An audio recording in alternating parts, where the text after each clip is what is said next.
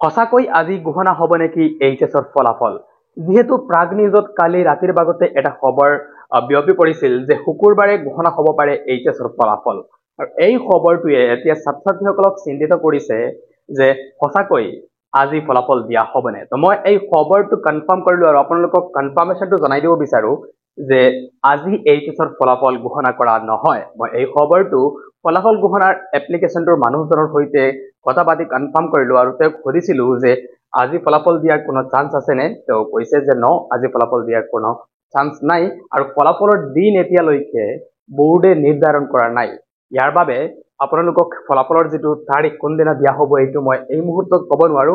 ফলাফলৰ দিন যিহেতু বোৰ্ডে এই মুহূৰ্তলৈকে ঠিক কৰা নাই যে কোন তাৰিখত ফলাফল ঘোষণা কৰিব, সেয়েহে যেতিয়া ফলাফলৰ দিন চূড়ান্ত কৰিব বোৰ্ডে আপোনালোকক এই চেনেল যোগে খবৰটো জনাই দিম। ইয়াৰ বাবে আপোনালোকে চেনেলটো ছাবস্ক্ৰাইব কৰি ৰাখিব পাৰে। এই মুহূৰ্তলৈকে বোৰ্ডে ফলাফলৰ দিন নিৰ্ধাৰণ কৰা নাই আৰু আজি ফলাফল দিয়া হ'ব বুলি যি খবৰটো প্ৰাগ নিউজত প্ৰকাশিত হৈছিলে যে হ'ব পাৰে বুলি, এই খবৰটো আচলতে জাষ্ট এটা অনুমানৰ ওপৰত পোৱা হৈছিলে। যিহেতু মুখ্যমন্ত্ৰীগৰাকীয়ে এপ্ৰিল মাহতে ফলাফল দিয়া হ'ব পাৰে বুলি উল্লেখ কৰিছিল, ইয়াৰ বাবেই তেওঁলোকে জাষ্ট এটা অনুমানৰ ওপৰত ভিত্তি কৰি এই কথাটো উল্লেখ কৰিছে। তো আপোনালোকে ইয়াক লৈ চিন্তা কৰাৰ প্ৰয়োজন নাই। ফলাফল আজি ঘোষণা কৰা নহয় আৰু ফলাফল খুব সম্ভৱতঃ এই মাহতে বোৰ্ডে ঘোষণা নকৰিব পাৰে।